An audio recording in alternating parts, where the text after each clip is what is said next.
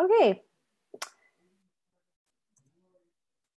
Hello, my name is Micha. My husband and I own a farm called Bright Eyed Acres down in Ording, and we're connected to Snohomish because we actually started our farming story there at Chinook Farms in the Clearview area of Snohomish. And we were there for about 5 years, and then we bought our farm in Ording 3 years ago now. So in addition to running this farm with my husband, I also manage a program called Pierce County Fresh, and it is a buy local marketing program designed to just promote agriculture in Pierce County. So with my experience before farming, working in marketing for biotech, and just with my own branding and marketing experience, now I help other farmers do the same thing through a nonprofit. So it's pretty cool. And I'm always really happy to share my knowledge with you all. Also, I'm very, very casual and very welcome to interruptions and questions. So please feel free to chime in. You can use the chat. I might ask Kate or somebody to monitor the chat for me because I know that when I'm screen sharing, sometimes I don't see it pop up. Totally will. Okay. And please feel free. And then if you think I'm funny, do a little LOL or something because I can't see your faces and I really love to read a room. So just going with our COVID. Oh, that's the other thing is obviously this presentation is not a COVID presentation. So this is all assuming that marketing is going to be normal for you, which if you're starting your business right now, it's not. And we can touch on that a little bit as we go, but let's just pretend for the evening that you're just doing a regular business in regular times. So I don't know what the makeup of this class is. I assume most of you are not farming yet, or maybe you're just very early days. And so we have this pie in the sky vision of what a farm job looks like, what owning a farm business looks like. And this is it. And this is true. This is a real photo of me. When we started farming, we did vegetables and livestock. We now only do livestock. So I'll talk about my brand in a minute. But obviously, when you're farming, starting a new business, you are doing all of the things. You are hustling. You are out in the field. You do have those great sunny, warm spring days. But you're also a startup, right? And so this is actually a lot of what you're going to be doing. This is my Bitmoji, and it's super accurate, especially now for me. But you can't neglect this part of your business. You can grow as much produce as you want, but if you don't have a way to sell it, if you don't spend time marketing your business, what's the point? You can't sell it. So the other caveat for this lecture is that this is really geared towards folks who are going to be doing direct to consumer sales. If you have no interest in marketing and sales, branding, business, really don't want to do that kind of stuff, then you could develop a wholesale model and have a lot less work on that end and just sell your product to a middleman or grocery store or something. It's a completely different business model, and that's not my strength. So this is really geared towards those of you who are going to be doing farmers markets, direct to consumer, those types of sales. So for my marketing, so my brand is ethically raised meat, and our little tagline is better flavor, better nutrition, better peace of mind. So we're focused on the taste, which is very clear to our customers as soon as they try our product, the health benefits of eating pasture-raised meats, and then of course our ethics. And our ethics, when we first talk about them to our customer, it's ethics in terms of animal welfare, but we also have high ethics in terms of how we treat our employees and how we manage and steward the lands that we call home. So all of that plays into our branding, and it's all true, of course. Our goals are retain our customer base and expand into a new market that's a little bit old. So still kind of a new market for us down here, but we have started expanding. Goals are kind of change, these change, but for a new business, your goal is really going to be just find customers and sell product. And then you'll want to identify your target. For us, it's a little bit different for meat versus vegetables. We have a higher dollar product because of what goes into it.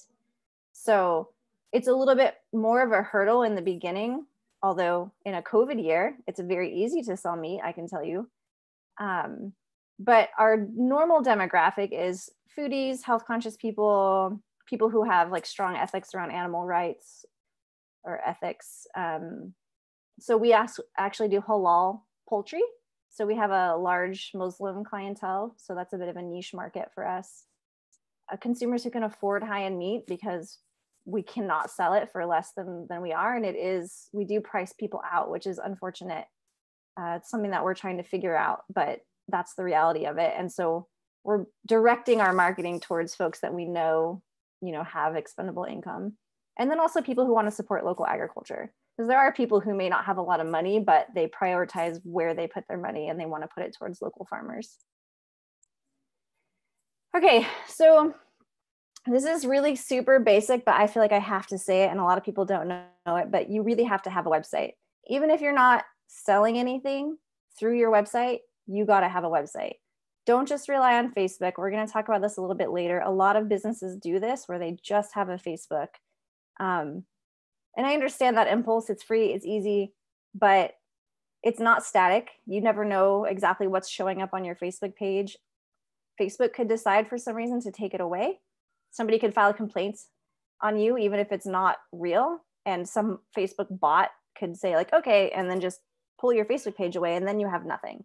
So you have to have some kind of freestanding website. There are free ones out there. There are really inexpensive ones out there. They don't have to be complicated, but you do want something where somebody can navigate, find your name, find your contact info at the very least. Marketing trick number one for me is really important. It's make your photos count. This matters a lot on your website. It matters a little bit less on your social media, but still be mindful about the content that you're putting on there. A lot of times I'll navigate to a farm's website or their social media, and it'll be a blurry picture or something that's confusing or not very appealing. And to me, that it doesn't represent you and your brand very well. It shows a little bit of like maybe carelessness or like this is not important to you. But this is the first impression really that somebody might be getting of your business. And so you want to catch their eye and you want it to look appealing.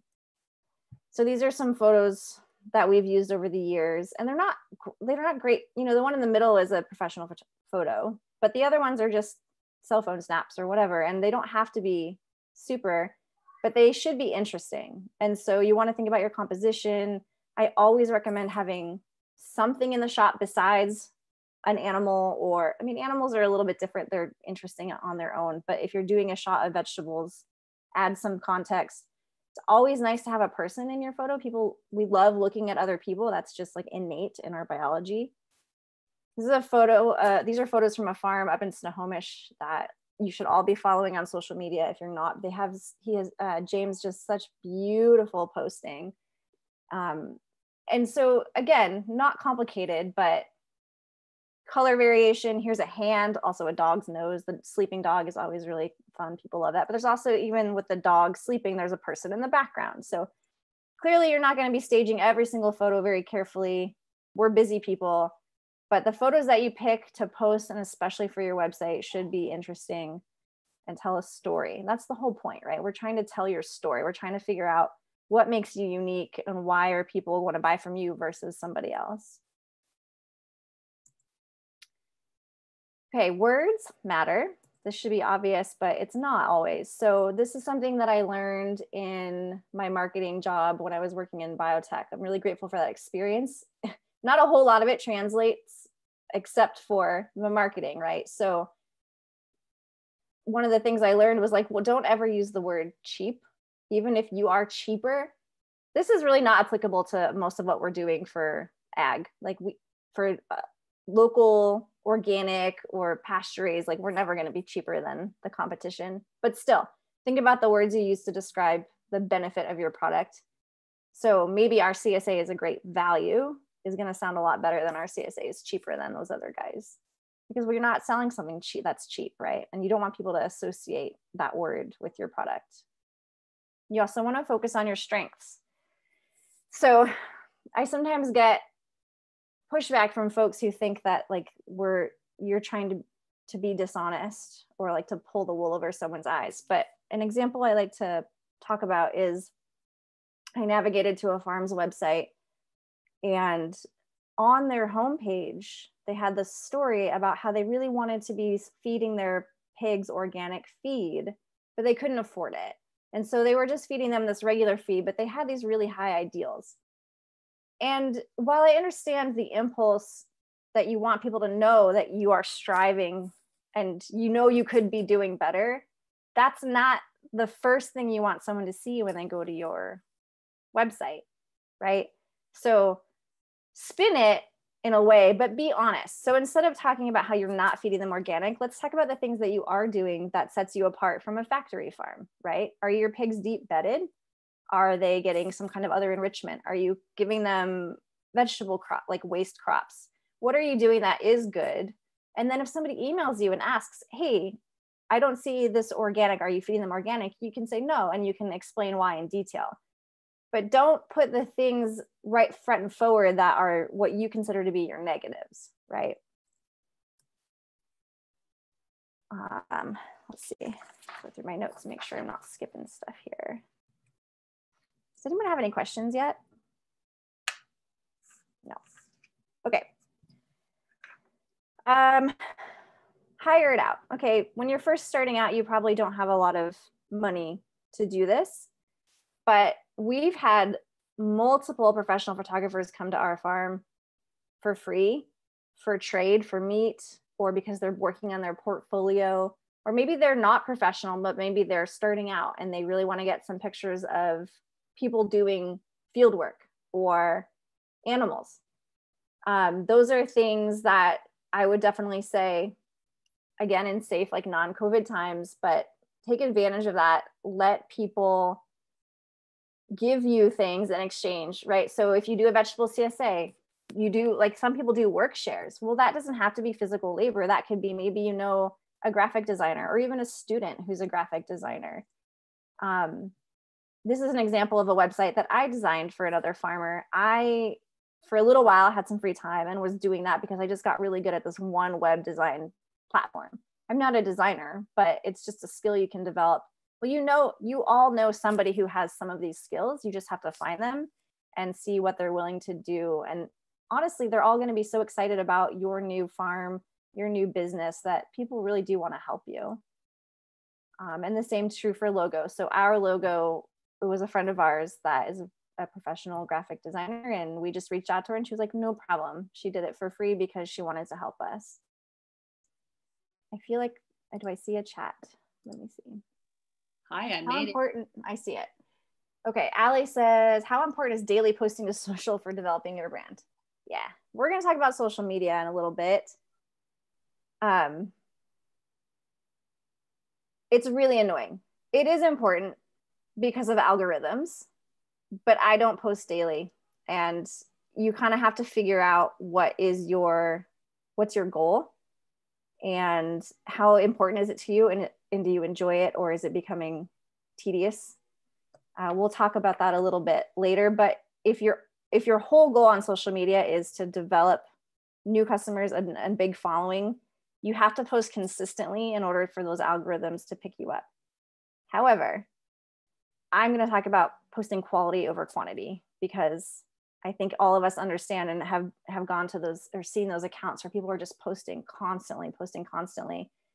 And I get really bored and tired of looking at their stories or whatever. If it's just like, hey guys, look at my green water bottle today. Like, you know, like make it worth my time to be looking at your video or your post. But we will talk a little bit more about that. Thank you for the question. Oh, let's see.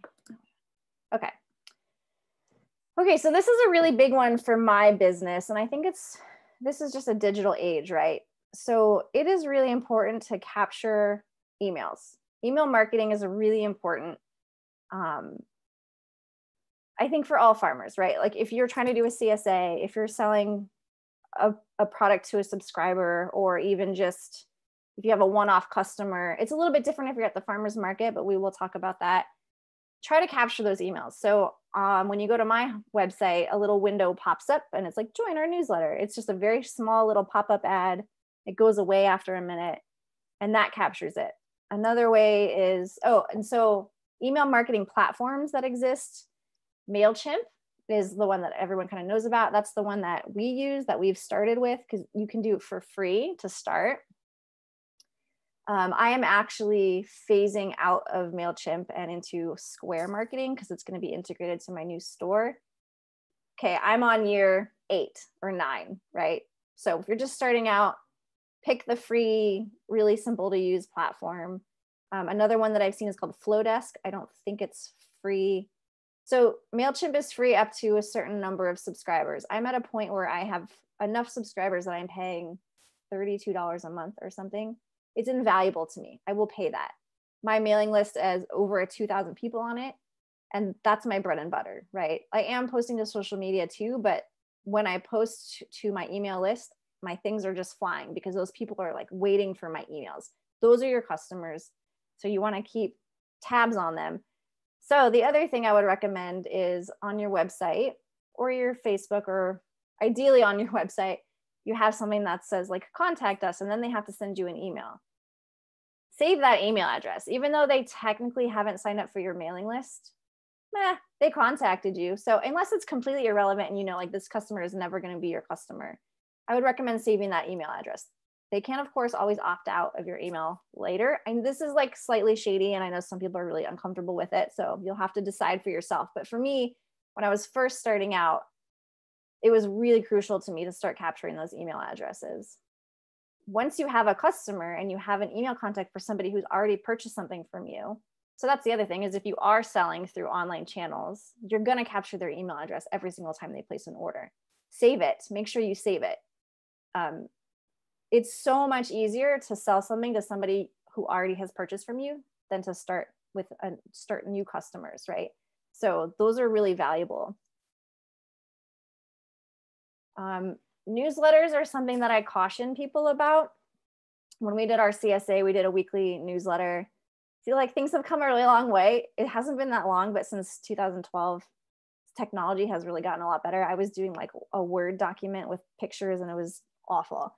So it is easier now with things like MailChimp, and you can set in a template and just, update it. But if you commit to really consistent newsletters, that's a lot of work, especially if you're like, oh, I'm going to do a different recipe every week or whatever, like that. Just be mindful of how much time you're going to be spending on that. And for me, the most important thing in a newsletter, a little bit different if it's just your weekly CSA, but for me, whenever I send a newsletter, there has to be a call to action. So in this case, order pork. I don't really waste time with updates from the farm unless there's something that somebody can buy, because we all know how many emails we get in our inbox every single day. It's nice sometimes to have those updates, but most of us don't have time to read them. And if I start seeing that Bright Eyed Acres is always just saying like, hey, look at this cute piglet, but there's really no reason for me to open the email because there's nothing for me to buy, I'm going to maybe stop opening those emails. So I would just be cautious about making sure that when you are emailing, there's a reason for it. It doesn't always have to be buy now, but there's like a really important reason that I'm trying to get your attention, not just, hey, how's it going? Okay, social media. Okay, I love and hate social media. Oh, I think there's chats. Okay. Allie, is there a link that you try to stick to for newsletters? Short, I think. Again, people's time is really limited and it's so valuable, and we're all so distracted and pulled in so many different directions. Break it up, right? If it's going to be text heavy, put pictures in the middle. Think about the fact that a lot of people are reading their emails on their phone too. So even if it doesn't look like a lot of email in your text, when you pull it up on your phone, it might just be like, ugh. And you know how you get when you see like this overwhelming long email, you're just like, nah. Short and sweet. If there's a lot of data or like important points, like for me, I do, chicken pickup information. I'm using a lot of bold and underline on the things I want them to read. I'm using bullet points. I'm breaking up my paragraphs and highlighting things and making it so like they can skim and still get the really important points. Does that answer you, Allie? Thank you. Okay. All right. So storytelling is really super, super important. I hate this like hashtag be authentic. But it's true, right? It's true, but also like be really authentic. Don't be like fake authentic, which is a thing that exists in social media. What you guys are doing or what you want to be doing is really unique, right? Farmers are a really rare breed in America right now, and people are really interested in what we're doing and what we have to say. So take advantage of that and talk about what you're doing. And it's not always going to be great, right?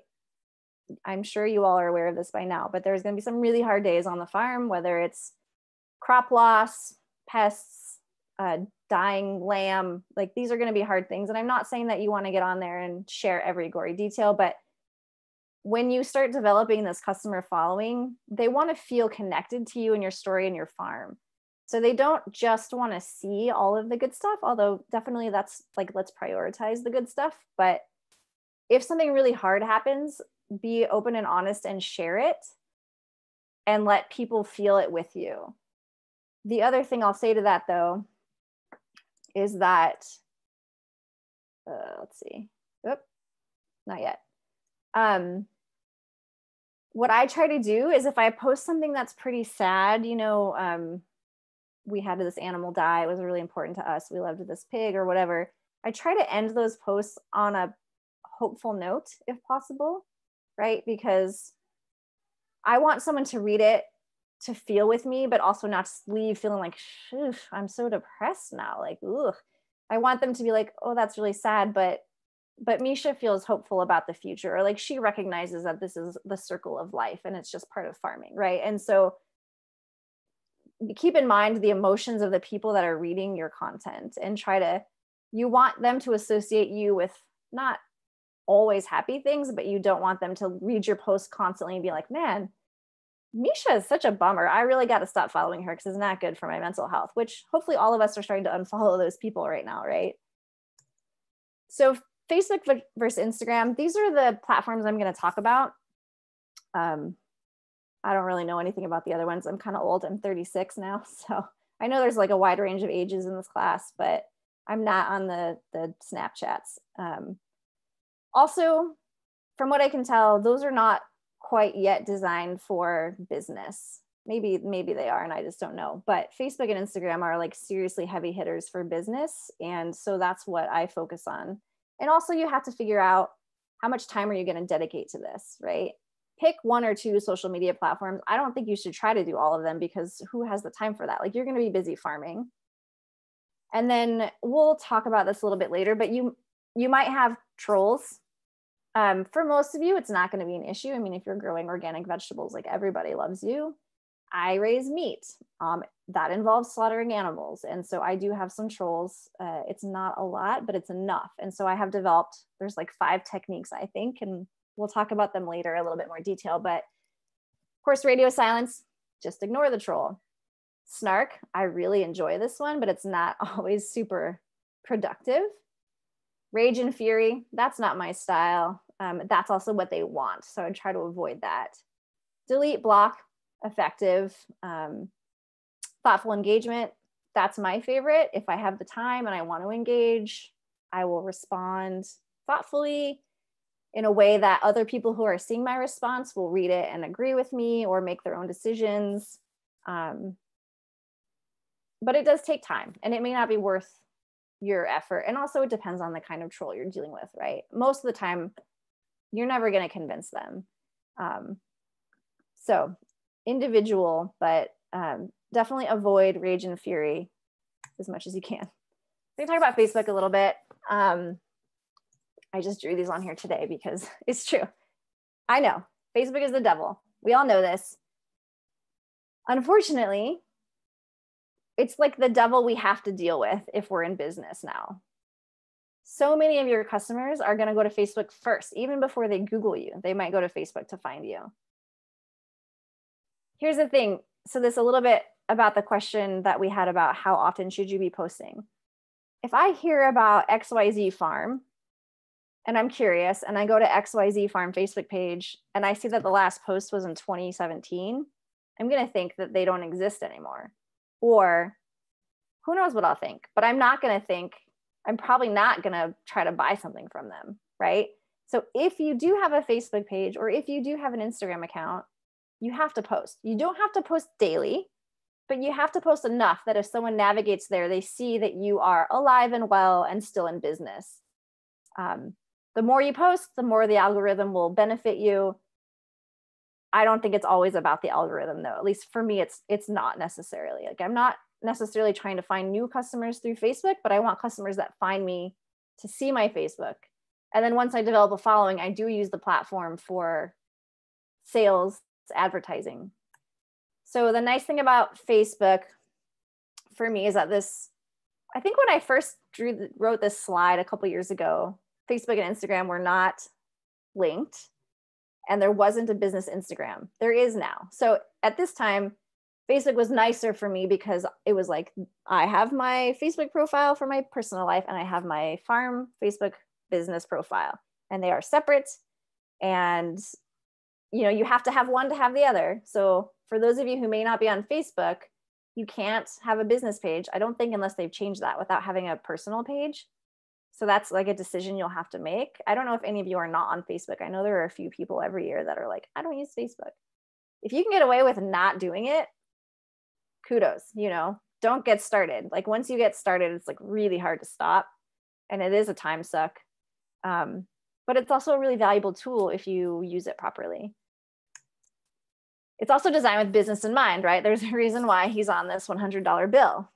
The whole point is to generate revenue. So if Facebook is designed for businesses to advertise to you, the consumer, like that is the point of Facebook. And if you all haven't seen, I think, what is it called? The Social Dilemma. It's terrifying. You should watch it. But then you'll know, like you'll truly understand like why these businesses exist. And they exist not really for businesses like me, right? I'm real small fries, but still like it is designed so that I can come in there, type some things up, purchase an ad, and then you will see it in your feed and click on it. Like that is the whole point of Facebook. But it does have some really great tools for those of us that do want to sell you things. So it has great analytics. Customers can leave me reviews. I can do events. I see that there's a chat and I'll get to you in a second. Events are something that I think is really important. Okay, non-COVID year. Events are really important. And I think that more farmers should take advantage of them. So we do them for pop-up shops. If we have a workshop or a class, if you create one of those events in Facebook, it's the perfect thing because people can register that they're interested and then Facebook will remind them for you. You don't even have to do it. They'll get the little reminder that like, you have an event coming up, right? That's great.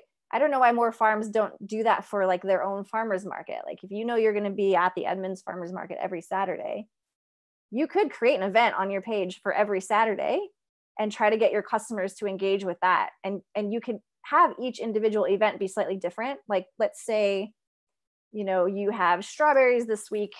You could be like, this is strawberry week. And everyone who comes to my event at the market gets like $1 off strawberries if you comment on this post, whatever. You can use those events to your advantage. And I don't think very many people do that. So I would recommend playing with that a little bit. And then the other thing that is really helpful and also like really makes people squeamish is that I can target my ads. So Facebook ads are really great. I can spend as little as $10 if I want. I can spend $5 if I want, but I'll go in there and I'll spend, if I have something to sell and I know that I just need to generate some extra outside interest, I'll go in there and I'll create an ad. And then I can drill down my audience. I can say, well, I know most of my customers are at least 30 years old up to 70. Most of them are women because they're the primary shoppers for their family. So maybe I'll drill down to that age range and I might drill to women. If I want to drill even farther, I can pick what their interests are. So Facebook will know based on what you've told it your interests are, right? You've all given them this information.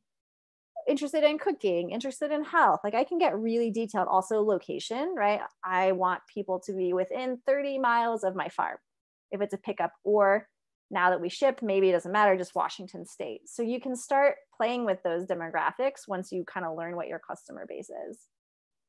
All right, let me check the chat here. The Social Dilemma. Okay, thank you, Kate. Yes, it's on Netflix, I believe. Okay, so again, there's this love-hate relationship that we all have with social media. There are some really great benefits, but also it can be really detrimental to all of us. Time suck, mental health.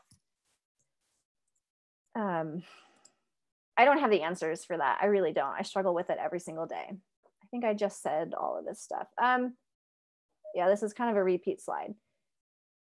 Let's see, what's another try here. Jessica, how do you deal with gritty reviews? If a person has some gripe, legit or not, that review sits on your page for people to see. That's a great question. Fortunately, I have not had that experience.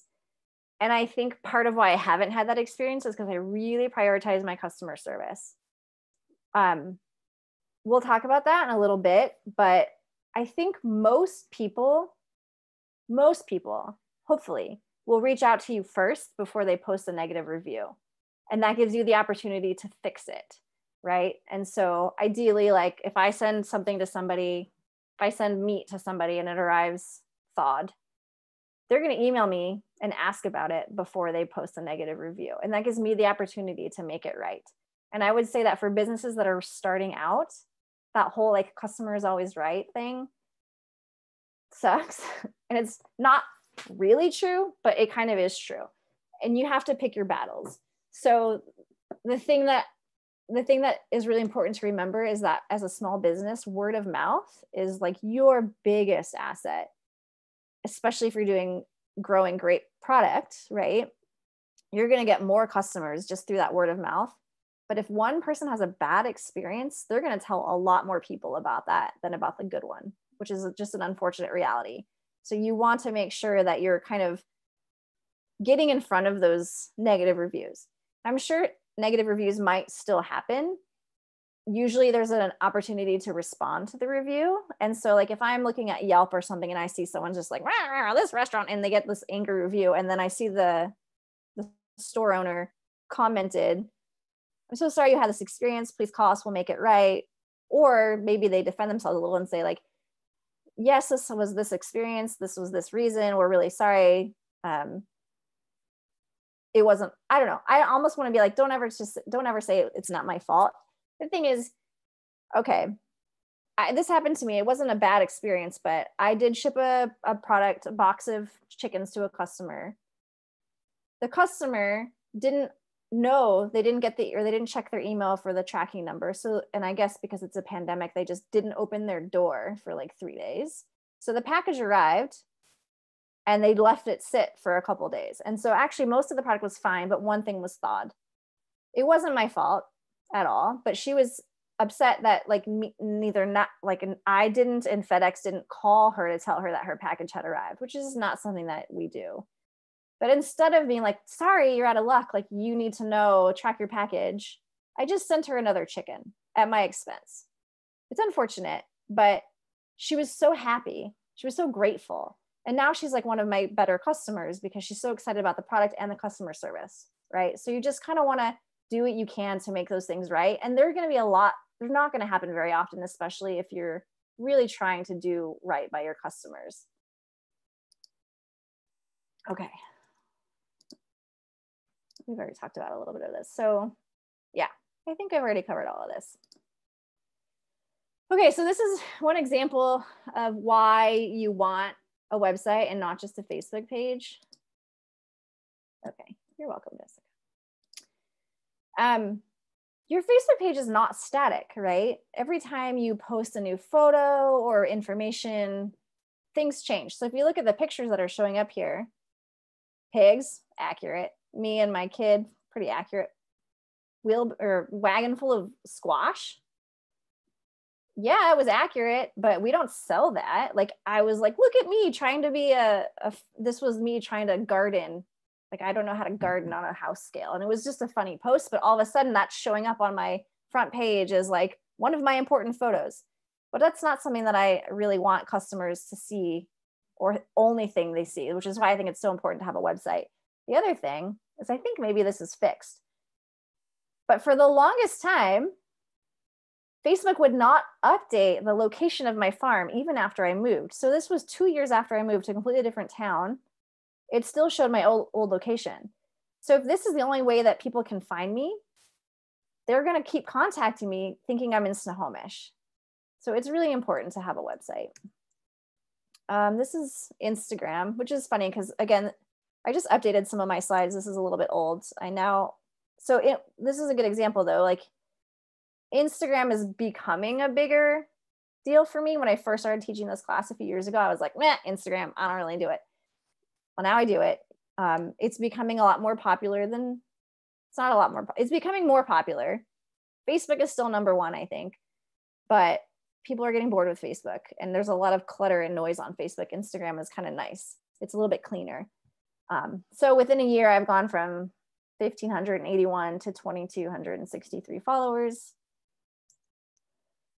But what is your goal on Instagram? This is Kylie Jenner. I had to update this slide because this is what she looked like last year, but apparently this is what she looks like this year. So not really her holding a tomato, but that's just me trying to be funny. Like is your goal to be the Kylie Jenner of tomatoes?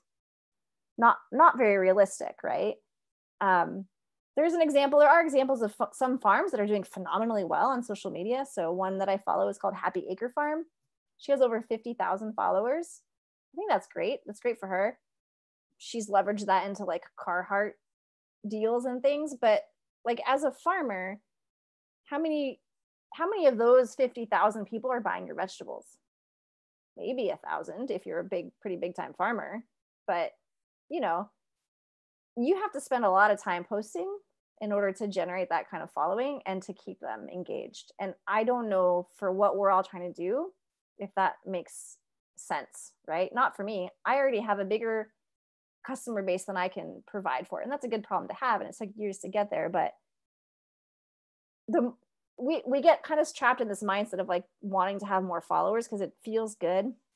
And I still do. I'm like, oh, I got more followers today. But I don't know that I need them, right? I want my customers to follow me, and I want maybe them to get their friends to follow me. And I want people that are really going to engage with me and buy my product to follow me. I don't care if somebody in Paris is following me, right? Quality over quantity. Again, this is not what I don't teach this class the way that like a real social media maven would teach this class, right? I've taught it with a friend of mine. So if you want to do a good comparison of like how I post and how my friend posts, you can follow me, Bright Eyed Acres, and my friend is Simple Goodness Sisters, and they do an awesome job marketing. But they're the people that have, when you go to their stories, it's like ... like they're just posting all day. That's just not my style. It might be your style, and maybe you just want to share your day-to-day like all the time, and you're already used to that. That's fine. But don't strive for that if that's not your style, or you're not comfortable, or you don't know what you're doing. Like just keep it simple. One post a day, one post a week, something like that. Even you don't have to do stories. I just started doing stories this last year. I'll talk about stories in a minute. Thanks, Kate. Yeah, Simple Goodness Sisters there. That's their website, which is like their least updated platform, I would say. So following them on Instagram will give you a good example of how Venice, my friend, would tell you like how her marketing works. For me, like I want to have fun still doing this. A big part of why I joined Instagram was not really to sell. Back years ago, it wasn't really to sell, but it was to connect with other farmers. Instagram is so good for that. I have so many farmers that I follow on there that I've learned from, that we've learned from each other. I have like DMs, like private messages with farmers about sales platforms and marketing and like all kinds of stuff. So try to use it as a tool that way. And I don't do that with Facebook, right? So Facebook for me on the business side of things is like just customers and sales. But Instagram for me has been like more social and a way to connect with other farmers and learn from them, which has been really cool. So I want it to be fun for me. And if it starts feeling fun, then I am no longer interested. Okay, are we doing good on time? Will you tell me if we're running out? Yeah, you've got about another 10 minutes or so. Okay. Well, let's keep on trucking. So your goal is to create awareness and maintain that interest. You might have a look. I don't really have a look. There are some farms that do a really good job of always using the same filter, so every picture looks kind of similar. This is an example of Lowlands Farm in Snohomish. My friend Alice, she just took a picture a week, almost every week, of her CSA share, and they just was really consistent. And so that's kind of nice. If you go to her face or her Instagram, you would see a kind of a similar thing. And that kind of goes hand in hand with like your brand. We talked about being authentic a little bit. This was a really hard day where we were putting this sow down. She was the sweetest pig we ever had, but it was her time.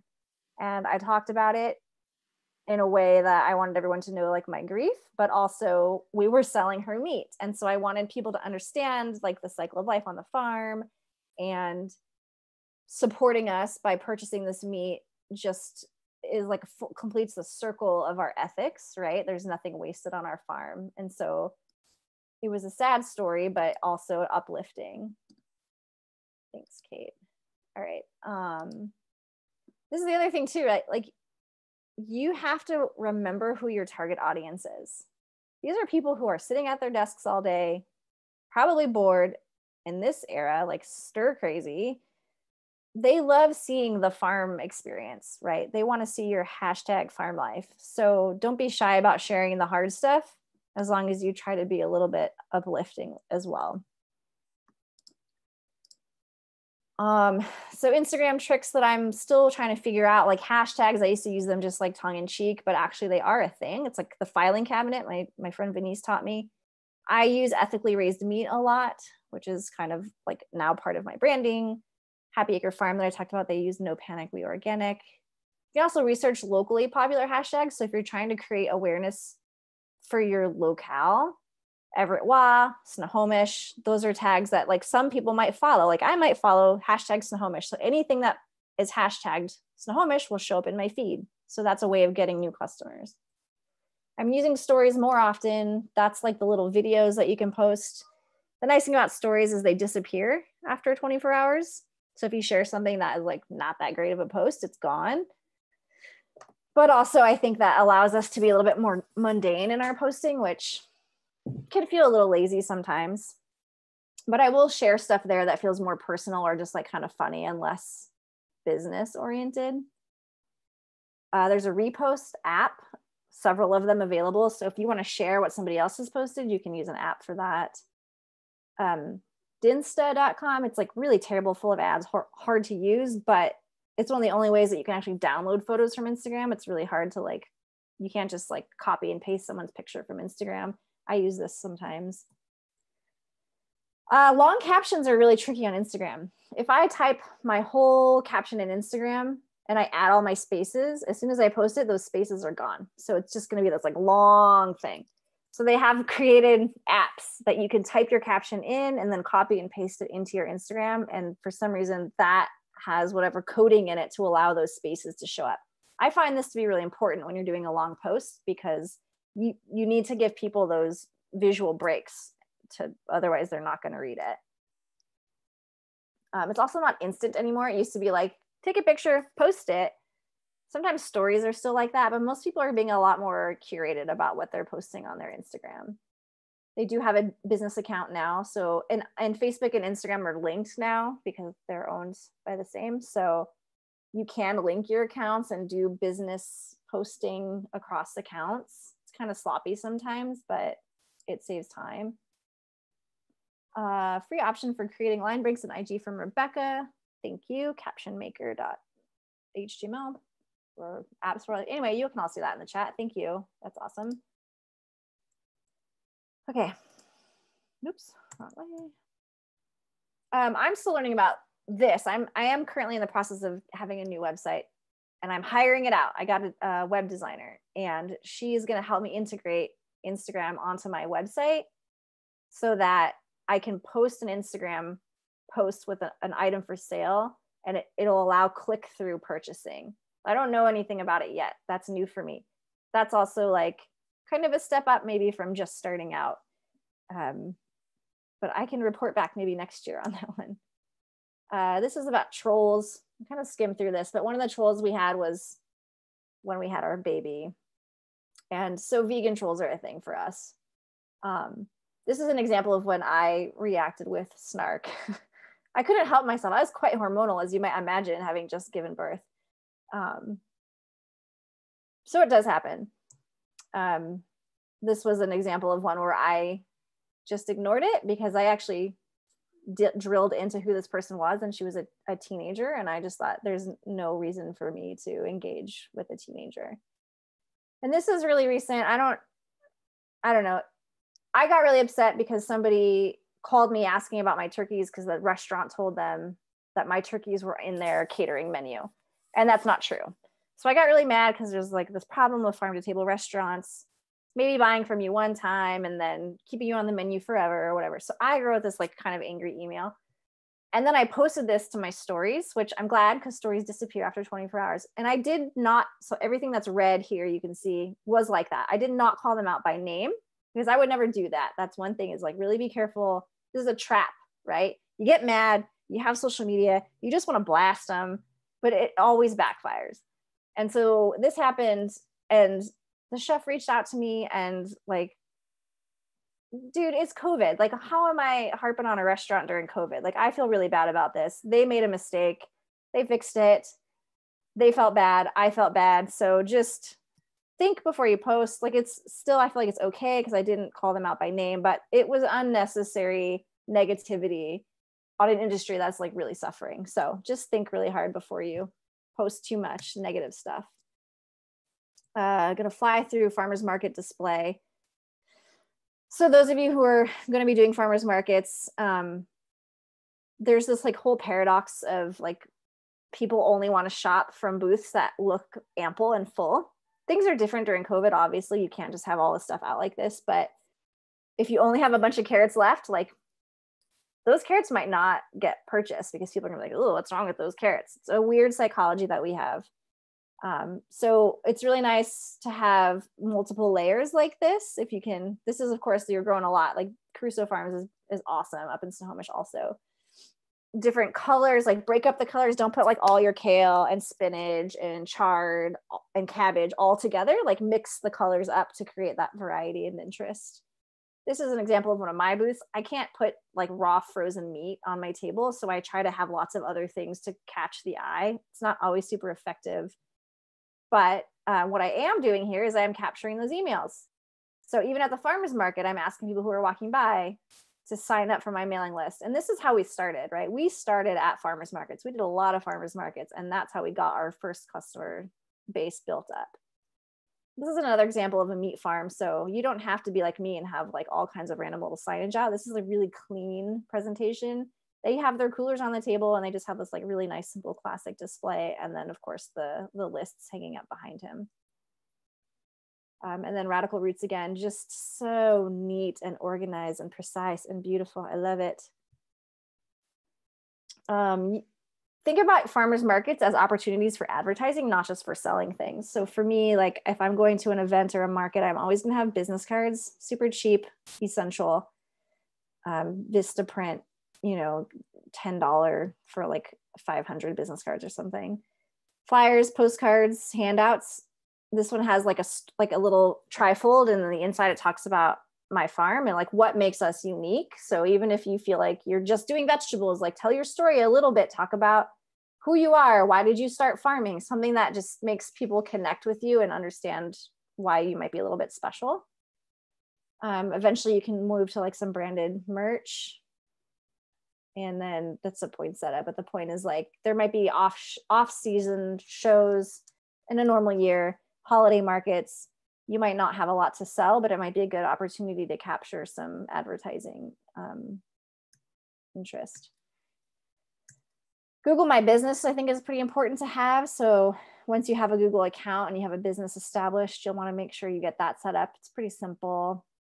People can review you on there as well, which is nice because then when someone Googles me, the first thing they see are those Google reviews. Online farm listings.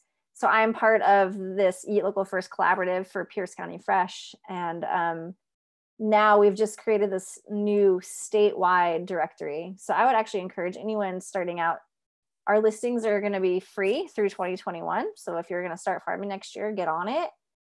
And there's a couple other ones like Local Harvest and Eat Wilds. Some of them have some kind of fee, but people are Googling, right? This is how customers are finding you now. I used to recommend printed advertising like the farm guide and stuff, but that's actually going away. And there are like some local farm guides and things available, but it's really not what people are doing anymore, right? Everything is moving to digital. And so the not so secret to success for me is customer service. This is always going to be number one. Let's see, I got a chat. Oh, thanks, Kate. Customer service. So you can be a stellar marketer, but you also have to back it up, right? So this is kind of dating my presentation here, but the Fire Festival is a great example of like really stellar marketing and a really crappy product. Also, I think a pretty good Netflix documentary on that one. Learn the names of your regulars, right? So people want to start building a relationship with you. That's kind of the benefit of this whole like local food movement. People want to know you, who's growing their food. They want to connect with you. Smile. Did not feel like smiling, but you know, the worst thing is when you go to a farmer's market as a customer and you walk by the booths and people are just grumpy or they're just scrolling on their phone. Like, I understand it's hard, it's cold, maybe it's raining, you're hungry, whatever. But if somebody walks past you and you don't look approachable, they're not going to approach you. I mean, it's simple. So we talked about this already, but like if there's an issue, make things right, because that word of mouth, especially when it's negative, spreads. So your story and personality, that's all part of your farm, and that's your business, and that's your market, that's your branding, right? So what you're doing is really cool and unique compared to all of your peers, at least they think so. So don't be afraid to sell that and sell your story. That's my presentation. This is how you can find us, and very happy to take any other questions. Awesome, Micha. Thank you so much. So, anybody have any questions for Micha while we've got her here?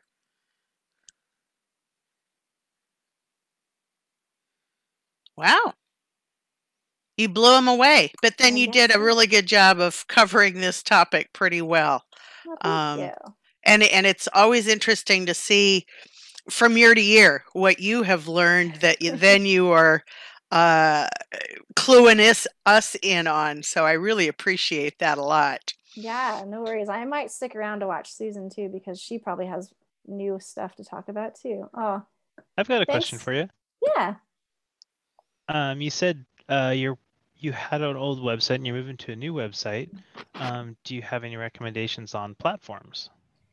Yes, great question. I used to wholeheartedly recommend Weebly, which is the platform that I got really good at developing.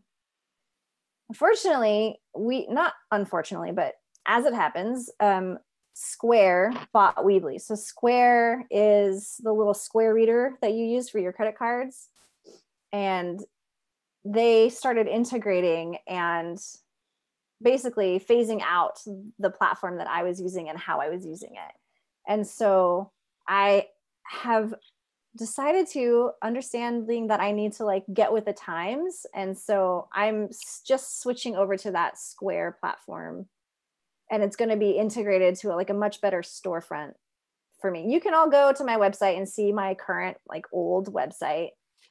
And then in a couple weeks, hopefully it'll be the new one. It hopefully will look and feel very similar, but it'll just be different on the back end. For those of you just getting started, there's things like a similar one is Squarespace. And these are like drag and drop. So you can build your website just by like dragging images and text and stuff. It takes time. You do need to have some kind of design eye if you want it to look nice. So this is why I do recommend, if it's not your strong suit, hiring that out or getting a friend to help you or something.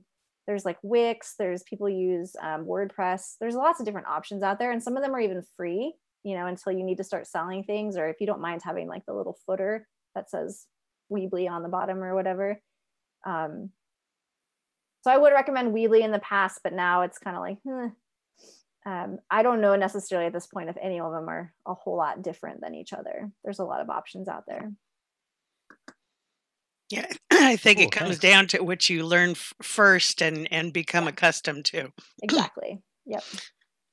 Well, thank you so much, Micha. I really appreciate it. And we've got Susan on board with us. So I am going to turn the stage over to Susan from Bow Hill Blueberries to talk about her story with marketing and branding. Thank you. Nice job, Micha. That was great and very comprehensive. And I am the precursor to what she was talking about. So I'll get into brands, sort of what you do before you go out and do all that stuff she's talking about. And I will tell you that we use Shopify. That's the website that we use, and it has an integrated store. So if you want to go check out our website, you can scroll down and you can see how it has a store, and then it integrates your Instagram and all that kind of good stuff. It works really well, and it's very user friendly.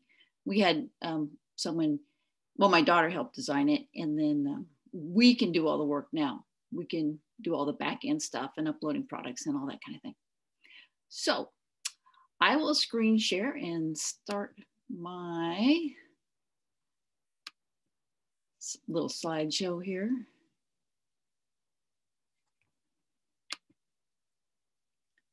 I think anyway. I think I will. There we go. Can you guys see that? Are you seeing the? There we go. Now we got the whole screen there. Okay. Good. Yeah, perfect.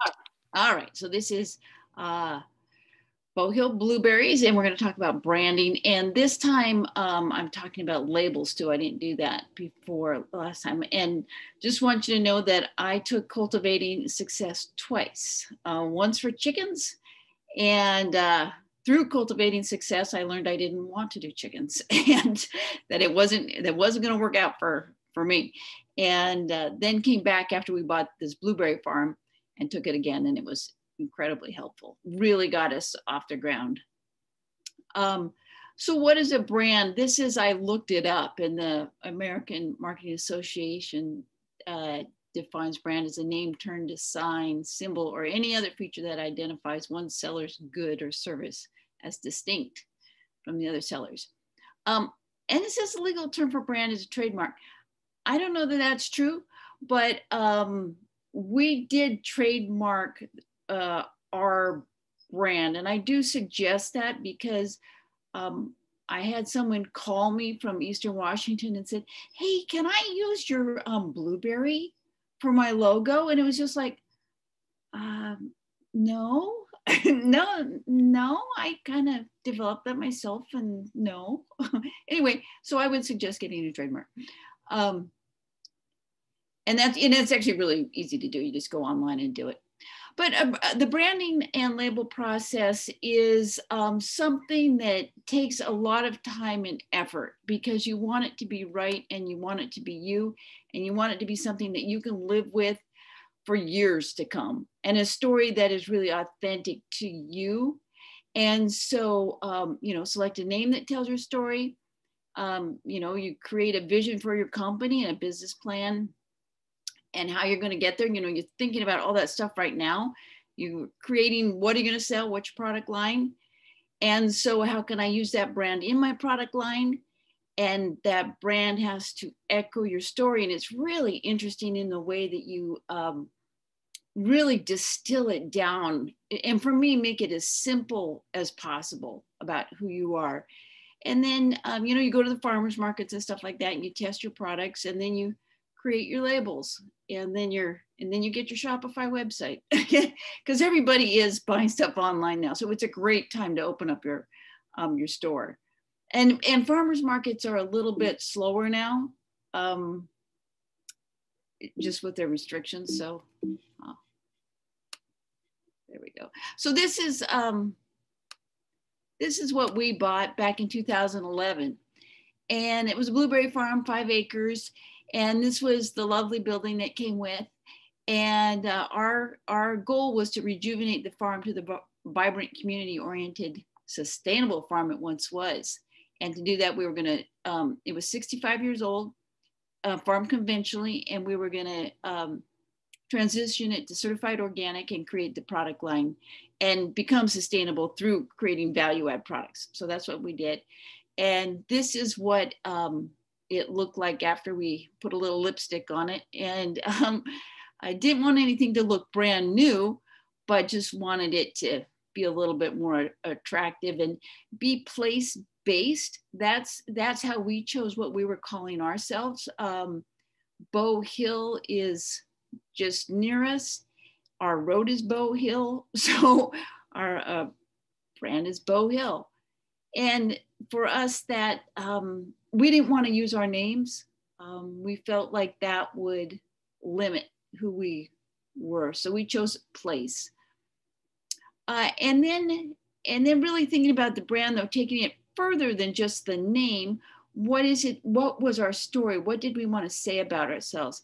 And for us, this is the oldest blueberry farm in Skagit Valley, so we really wanted to honor the farmers that came before us. We bought it from the original owners, and they left us these heirloom blueberry plants, and so we had to figure out what to do with those plants because they were kind of obsolete, and because the fruit is smaller, it's got more sugar in it, but it's not a good fresh market berry. That's my son there with the two different sizes. You can see the heirloom berry is the smaller one.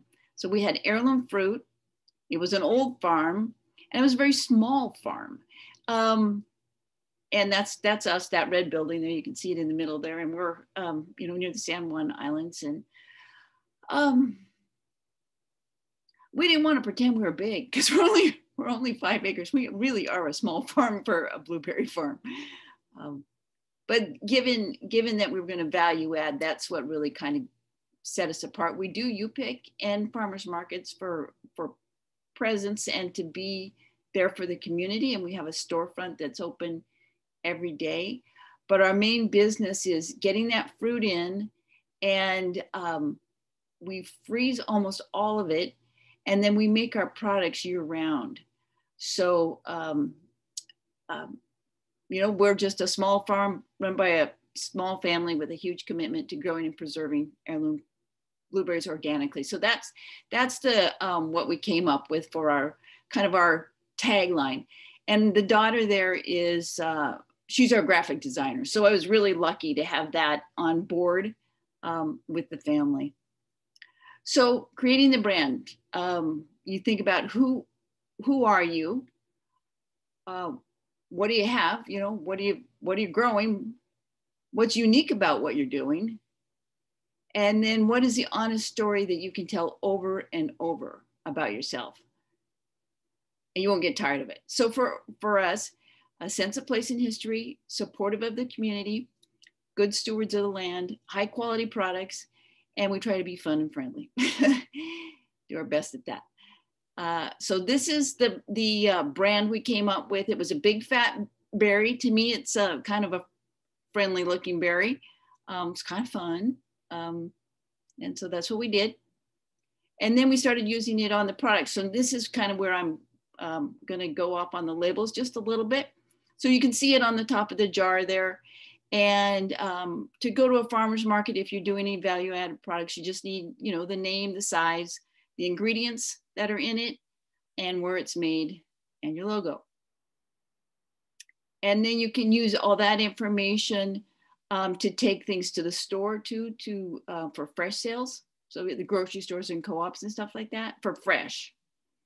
But then if you're going to go to the grocery stores with your preserved items, you have to add nutrition and a UPC and a best by date, which is basically lot tracking, and the serving suggestions, and you try to get your story in. So labels are really important, and you have to jam so much in.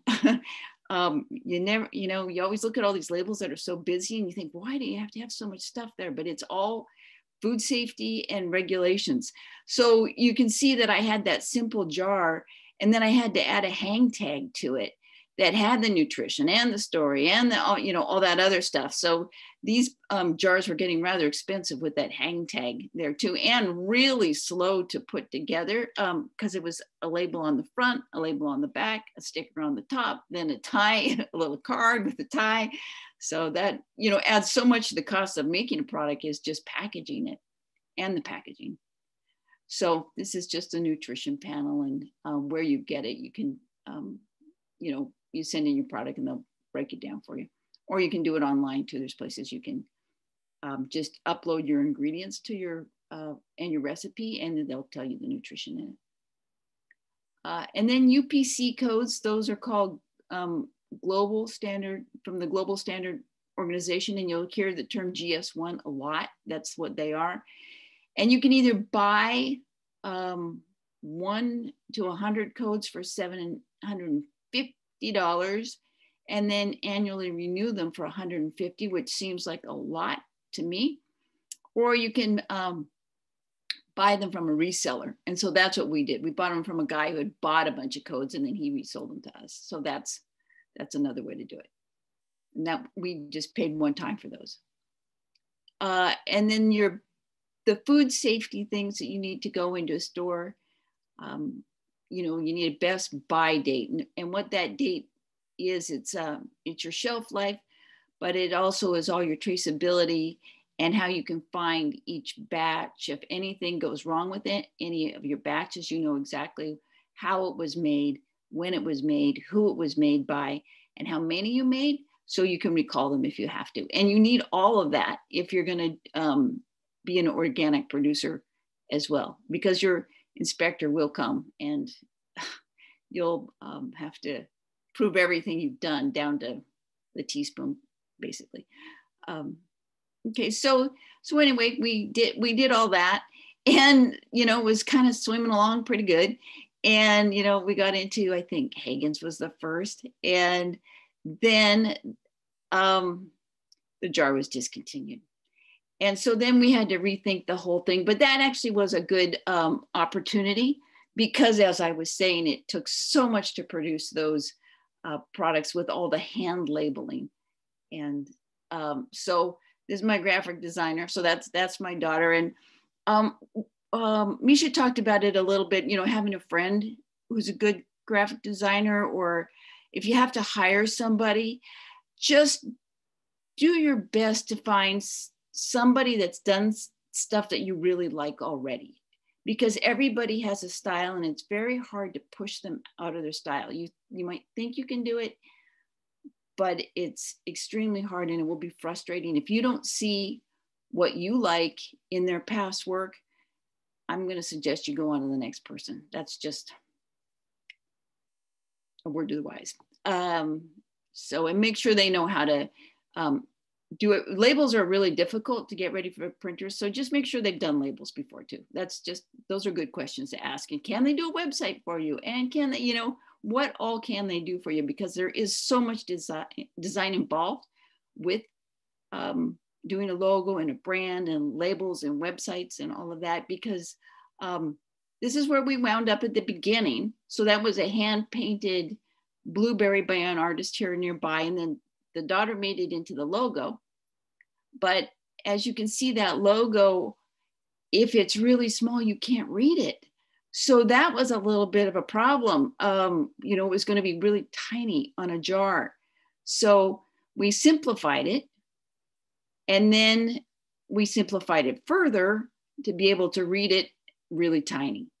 So that's something that was kind of the growing pains of how we got to where we are. And then sometimes it had to be so tiny that you couldn't even fit Bow Hill into it. So we had to stretch it out this way. And this is what our product line looks like now. And we're really happy with it. It's worked well for us. A lot of food items aren't blue, but it does work for us since we're Blueberries. And so we're in quite a few grocery stores now, and we sell up our website. And we sell on a platform called Fair, and that's a really good platform. Check that one out. If you're going to make value-added products, there's going to be a lot of online platforms that will approach you to be part of their group, but a lot of them don't have enough experience or enough money behind them to make it worth your while, and you'll spend a lot of energy on it, and it really doesn't necessarily pay off. So just keep that in mind. but FAIR is a really good one. And the Puget Sound Food Hub is excellent.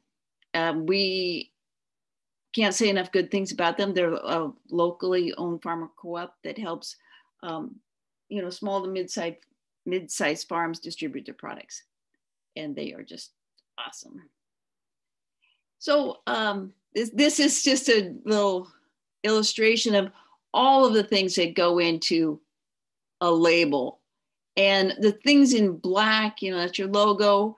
I tried to fit a little story in and serving suggestions, but all the rest of it is required. So you don't get a whole lot of leeway, in doing labels. It's quite a task.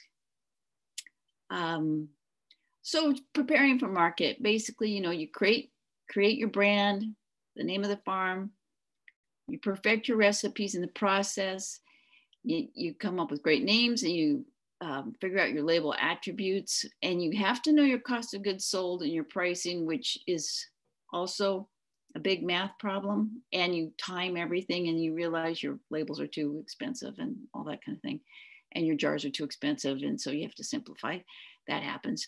And you do product testing at farmers markets, and you do a feasibility study before even going further than the farmers markets. The farmers markets are a great place to test your products. You start with friends, and then you go to the farmers market, and you'll really get great feedback. And then you need to look into it further and study further. How unique are you, and where else can you sell it, and who will distribute it? How far can your products travel? And I will suggest that you do shelf stable. That's made our process much easier than if we had anything that had to be refrigerated. So that makes a huge difference. And it's nice to use products that can be recycled for the packaging. That is really hard to find, though, hard to work with. We do glass bottles, which of course means they're really hard to ship and there's breakage. So you have to deal with that too. And then you have to get your labels checked out by the WSDA and the USDA. And then to go into grocery, you need the nutrition and the UPC codes. But for me, the number one rule of branding is to be the brand.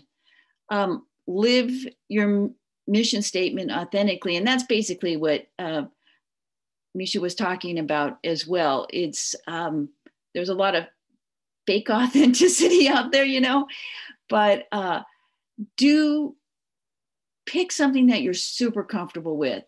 I just can't stress that enough, as like, what do you have to say that is unique but works for you?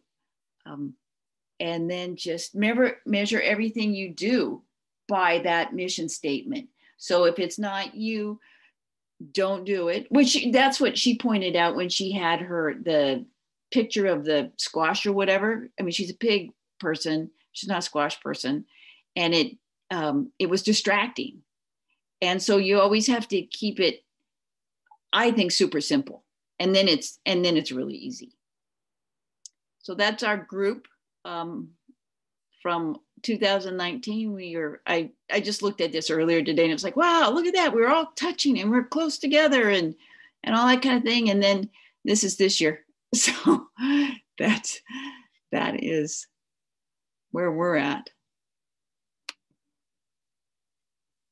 Oh, do we process all of our, yes, we do. We process it. Everything is made on the farm. We do sell ice cream, Lopez Island. We do that as a co-pack. They buy our berries, but we help develop the product. And so it's our recipe, but they do make it. But all the rest we make. Yeah, okay, put up there, FAIR. Yep, and the Puget Sound Food Hub, both really good. How do you shelf test? You just put it on the shelf and you see how long it lasts. Or you can send it to a company that does it. And I'm sorry, I don't have the name of it. Yeah, I can't remember it, but there is a company that will do a shelf life test for you, and they age it rapidly. It's magic. I'm not sure how they do it. And Micha also said the popular label printing company for farmers is Growers Discount Labels, and I do use them. And I use them for all of the more simple labels we use, like on anything that's, well, I can do 4-color there, but anything that has like gold on it, I go to Northwest labels just in Seattle, and they're really good to work with. They're great to work with. And they can do anything really. Yeah, any other questions?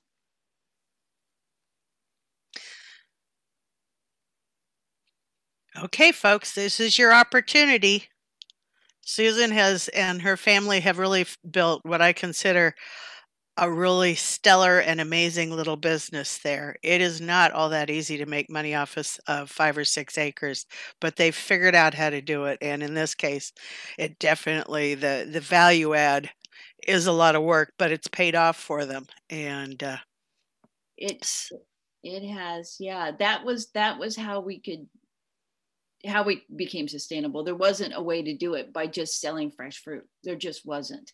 I mean, you can get more money for your stuff by being certified organic, of course, but with 5 acres, there's just not enough. You know, we did ponder like, well, maybe we could just, you pick it all. And that, I don't know if that would work. That might sustain the farm, but it wouldn't sustain the family. You know?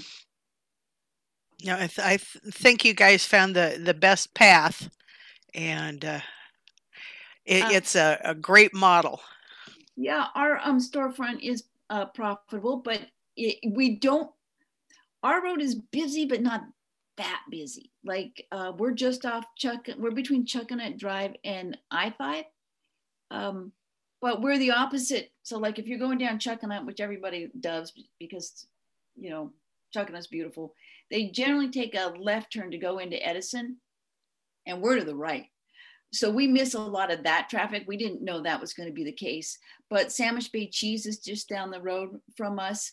And we've gained steam, and especially during COVID, people want fresh fruit, and it's a nice outing to come to the farm. So it really is, has become profitable, and selling it online, it is just taken off. So, and retail is really the best way to go. I mean, selling wholesale is fun. And if you have enough, yeah, it's great because it's nice to see these, you know, big amounts of product go out the door.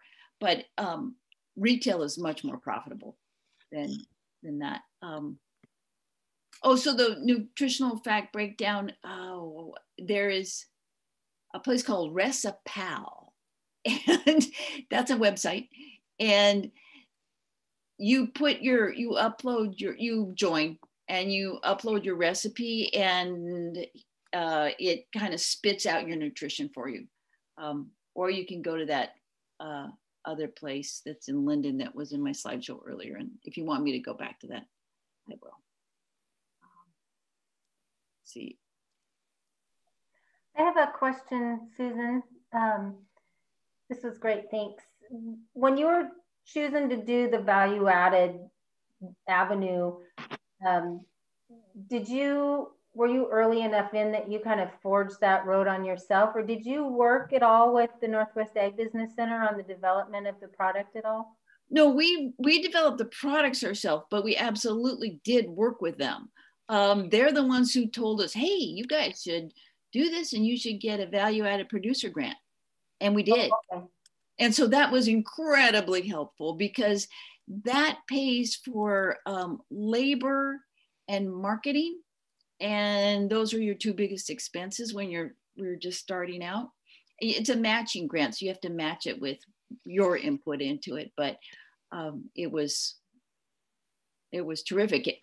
It was really great. We did it twice. Once we did it for the first group of products, and like I developed the pickled blueberry with a cousin. She's a real foodie, and she's in San Francisco, and so she would mix them up and then she'd mail them to me, and then I try them, and then we talk about them, and then she'd make adjustments, and that's how that works. So that was kind of fun. Anyway, yeah, the VAPG, somebody else got one this year. Cool. Yeah, that was Micha. Oh, all right. Good. Yeah, sorry, I have my alter ego up there, but just a quick point for value added producer grant. So what Susan did with it is like really ideal what it was designed for, but it's like really tricky and sneaky, but you don't actually have to do a new product. So for me, my value added product is pasture raised meat when you compare it to conventional meat. And right. So I didn't have to develop any brand new product to apply and qualify for the grant. And I have led and had a workshop for the grant that I can share. It's on YouTube. You guys are probably, it's like early days for you. You don't want to apply for this grant before you like have a business up and running, but it is a great opportunity. And there was a question there. How did we get into Hagen? There is a farm to table event up in Bellingham put on by Sustainable Connections, and all the kind of local buyers come there. And then a lot of it is just through, the other one that's really great is the Good Food Association. And that's an award show. And you can submit your products to that. And then there's this mercantile and all these like buyers come through. And so it's so fun because you're with the best producers of like meat and cheese and chocolate and not that much in the way of preserves. So, and not that much in the way of people who actually farm and do make the products on the farm. So that will set you apart, but the food is fantastic. And so the buyers are, and it's not big. So because we're all small producers, really, we need small specialty grocers because I can't, and I'm sure Micha too. I mean, we can only make so much because we can only do so much. And so you want to get with smaller grocers and specialty food shops where you're going to find people who appreciate what you've got and are willing to pay what it costs to be a small batch producer. And that's the part that's hard sometimes too, is like when you're trying to sell your stuff at a grocery store and you're like twice as expensive as the next guy on the shelf. So I always say we're kind of an expensive grocery item, but we're a really cheap gift. So, so holidays is good for us.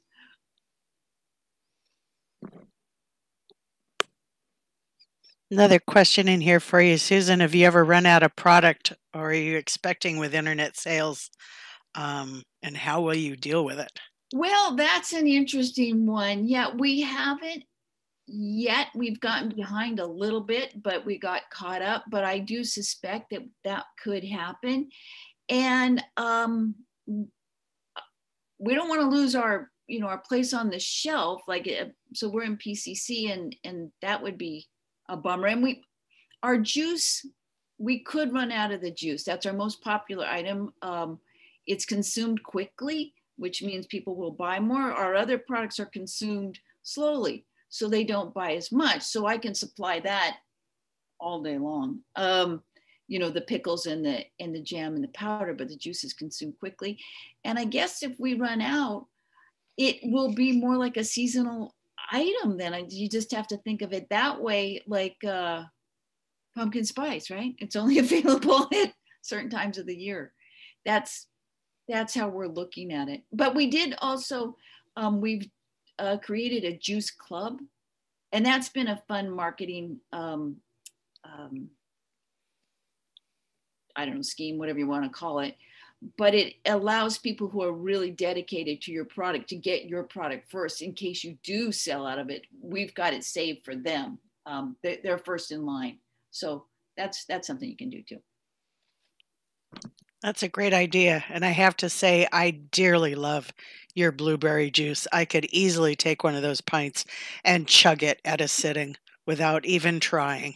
Thank you very much. Yeah, we try to keep things as pure as possible. So our juice has nothing added at all. And it is so delightfully sweet and blueberry tasting that it's like, it's obviously all about, one, the care that you guys give the bushes and the varieties that you started out with. Yeah, Thanks. Yeah, we're in all the PCCs. So I think that's like 13 of them. Somebody asked how many PCCs.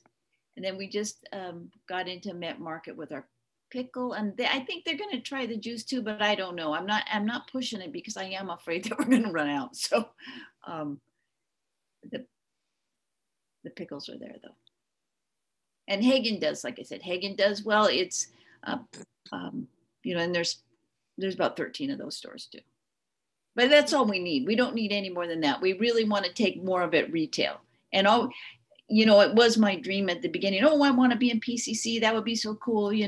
I really thought that was, the be all, or to get into Met Market was a big goal of mine, or some of the specialty shops around the country.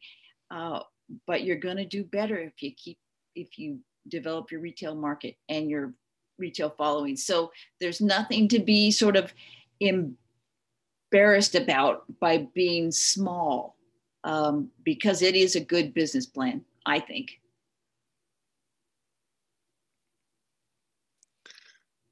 Okay, has anybody else got any more questions for Susan, or Misha's still on with us? This is your last chance to hit up the marketing, branding, and social media powerhouses.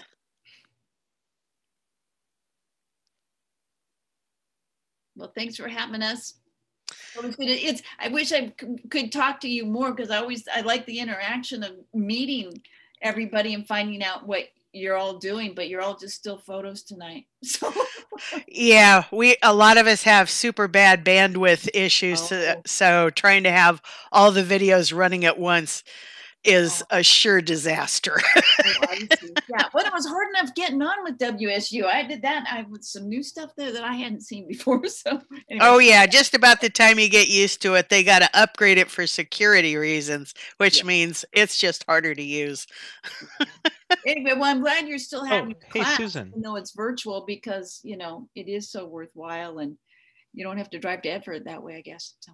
Yeah, it's got some yin to the yang, so I'm rolling with it, and I'm just tickled that it makes it a lot easier for folks like you and Misha to be with us without having to make the bloody trek from far points north and south. Yeah, great job, Micha. I really think you covered the social media really well.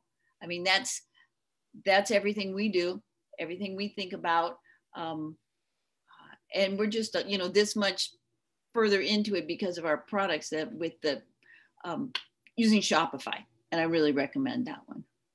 I think there's one more question for you, Susan. Oh, what's that?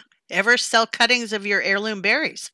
Oh, we don't. That's you have to have a nursery license to do that, so that's different than what we have, and we just haven't gotten into it. Yeah, but you can still buy some of the varieties, some of them. Yeah, I think there's still a few suppliers where you can get some of those older ones. Yeah. I have a closing remark, if I can, Kate. Sure. Yes. So this is just like a plug for what I do on my not farm job. So Pierce County Fresh supports farms in Pierce County, but there are organizations like mine all up and down the state. So you guys are already doing a great job by taking this class, but also connect to the Tilt Alliance. Susan mentioned Sustainable Connections. There are all these really great nonprofits that are there to support you in your business. So get in, build those relationships, take advantage of those online listing opportunities like Eat Local First. The workshops, like the YouTube link that I posted, a lot of farm oriented organizations are offering workshops. So also your conservation district, make sure you're in touch with Snohomish Conservation District or Pierce Conservation District or Skagit or wherever you are, because they often are offering really valuable workshops and have grant opportunities as well. So also the small, go ahead. The Small Business Administration as well really helped us, because we didn't know pretty much anything about business before we started this. And farming, we just thought farming was farming. We didn't know farming is owning a business. I learned that first at Cultivating Success, but Northwest Ag Business Center too. And they got a big grant. We just found out, it was just published, a huge grant to start more food hubs around. Oh, good. Yeah. There's one coming down near me now through that grant. Yeah. So it's very exciting. Totally. Good. Glad to hear it. So I think Thanks that's for- going to be a good replacement for some folks for the farmers markets, amongst others. Oh, yeah. Thanks for having us, Kate. It was great. Thank you. All right. Thank you both so much. Really appreciate it. All right. See you later. Bye-bye. Okay.